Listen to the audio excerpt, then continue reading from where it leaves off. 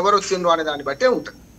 రామంగారు అంటే చివరిగా ముఖ్యంగా ఈ ఉప ఎన్నిక అంటే ఈ 2 రాష్ట్రాల ఎన్నికలు కాకుండా ఉప ఎన్నిక వయనాడు సంబంధించినటువంటి ఎన్నిక చాలా కీలకమైనది. చాలా అంటే ప్రియాంక గాంధీ పోటీ చేశారు. అక్కడ భారీ మెజారిటీ అంటే దాదాపు 2 లక్షల పైగా మార్జిన్ తోటి వారు ముందడుగులో ఉన్నట్టు కూడా తెలుస్తుంది, ఆధిక్యంలో ఉన్నారు.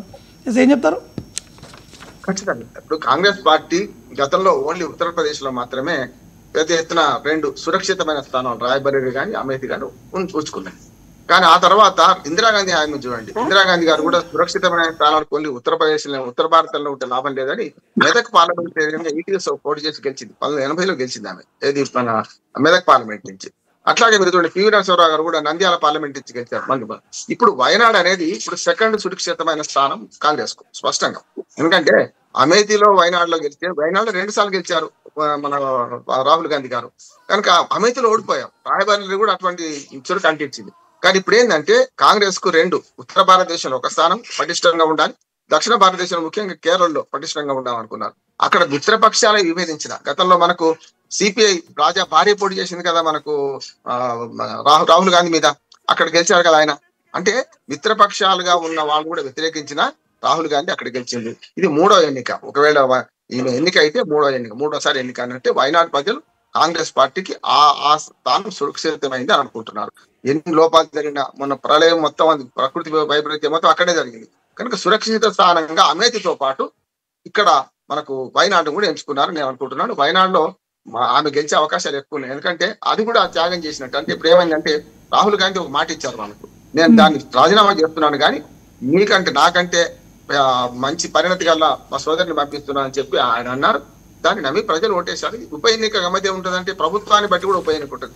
ఇప్పుడు అక్కడ ఏ కూటమి ఉన్నది, మనకు లెఫ్ట్ కూటమి మనకు దానిలో ఉన్నది, కానీ కూటమి వ్యతిరేకమే కావచ్చు. కానీ కేరళ ప్రజలు ఏంటంటే కొంతవరకు కాంగ్రెస్ పార్టీని ఆదరిస్తున్నారు. అక్కడ యాక్చువల్ గా 2 జాతీయ పార్టీల పేరే కానీ ప్రాంతీయ పార్టీల సమాహారంగానే ఉంటది.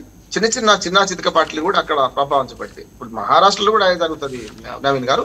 మహారాష్ట్రలో కూడా చిన్న చితక పార్టీలు ఇండిపెండెంట్లు కూడా గెలిచే అవకాశాలు ఉన్నాయంటున్నారు కొందరు. మహామహులు ఓడించే ప్రయత్నం కూడా జరుగుతుంది అంటున్నారు. వయనాడు ఎన్నిక అనేది ఇవాళ సురక్షిత స్థానంగా మరొక సురక్షిత స్థానంగా దక్షిణ భారతదేశంలో కాంగ్రెస్ కు రాబోతుందని నేను అంటున్నాను. అసలు అంతే కదా సార్. యాక్చువల్లీ మీరు ఒకసారి కేర్ఫుల్ గా అబ్జర్వ్ చేస్తే ఈ Congress party high command safe seats అని ఎక్కడ అనుకుంటుంది అంటే ఎక్కడైతే మైనారిటీ ఓటింగ్స్, ఎక్కడైతే కమ్యూనిస్ట్ ఓట్ బ్యాంక్స్ ఉన్నాయో, ఎక్కడైతే యాంటీ నేషనలిస్టిక్ మైండ్ సెట్స్ ఉన్నాయో అక్కడ వీళ్ళకి సేఫ్ జోన్స్ కింద అంటే వాళ్ళ అడ్డాల కింద మార్చుకున్నటువంటి పరిస్థితి. మీరు చూస్తే వాయినాడులో ఓటింగ్ పర్సంటేజ్ ముస్లిమ్స్ 41.3%. 41.3% ఉన్నటువంటి వాయినాడు వాళ్ళకి సురక్షిత స్థానం ఉంటుంది. అదే మీరు అమేథీలో చూడండి, అమేథీలో ముస్లిం పర్సంటేజ్ కూడా 19%. అక్కడ మాక్సిమం మిగతా వాళ్ళందరూ కూడా తక్కువే. కొంచెం ఎస్సీ పర్సంటేజ్ 26% ఉంటుంది. మాక్సిమం మెజారిటీ ఓటింగ్ కూడా అక్కడ 20% ముస్లిం పర్సంటేజ్ దగ్గర. అంటే బేసికలీ దీన్ని బట్టి మీకు మనం అర్థం చేసుకోవాల్సిందంటే కాంగ్రెస్ పార్టీ ఎప్పుడైనా సరే ఈ మైనారిటీ అబ్యూస్మెంట్ పాలసీలతోటి ఈ దేశాన్ని అనేక రకాలుగా విభజించి కులాల పేరుతో మతాల పేరుతో విభజించి ఎక్కడైతే వాళ్ళు లబ్ధి పొందగలుగుతారో ఆ ప్రదేశాల్లోనే కాంగ్రెస్ పార్టీ మెజారిటీగా గెలుస్తా వస్తుంది. మిగతా పార్ట్స్ ఆఫ్ ద కంట్రీలో వాళ్ళని కాంగ్రెస్ పార్టీ క్లియర్ గా రిజెక్ట్ చేస్తారు. ఇది ఈక్వేషన్ అంటారు. నేను ఖచ్చితంగా మీరు అనేది అంగీకరిస్తున్నాను. దాంతో పాటు ఇంకొకటి చెప్పదలుచుకున్నాను. ఇవాళ మైనారిటీ ఓట్లు దేశవ్యాప్తంగా 19-20% ఉంటే కేవలం వాటిని నమ్ముకుంటే లాభం లేదని స్ట్రాటజీ వాళ్ళు కూడా మార్చారు. ఇప్పుడు మీ బీజేపీ దాన్ని బట్టి మిగతా సెక్యులర్ పార్టీలు కూడా తన విధానాన్ని మార్చుకుంటున్నాయి. చూడండి మీరు, హిందూ ఓట్ల కోసం రాహుల్ గాంధీ గంగల మునిగిండు జన్యం వేసుకున్నాడు కదా.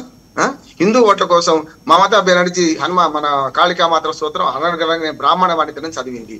మనకు కేజ్రీవాల్ హనుమాన్ చాలీస చదువుతున్నాడు. అంటే కేవలం సెక్యూర్ ఓట్స్ మాత్రం మనం గట్టెక్కించవు. అంటే హిందూ మతం ఓట్లు ఏదో పోలరైజేషన్, హిందూ ఓట్ల పోలరైజేషన్ వాళ్ళు ఏమైందంటే వన్ సైడ్ వాళ్ళు వేసుకుంటున్నారు అనే దాని మీద ఇటు పక్కన వీళ్ళు కూడా అదే ప్రయత్నం చేస్తున్నారు. ఇప్పటిదాకా ఏంటంటే సెక్యూర్ ఓట్స్ 20% ఉన్నా సరే మాకు పక్కా పడతాయి అనుకుంటున్నారు. కానీ ఎప్పుడైతే ఎంఐఎం ప్రవేశించింది బీహార్ లో మంచి రిజల్ట్ చూసాం కదా.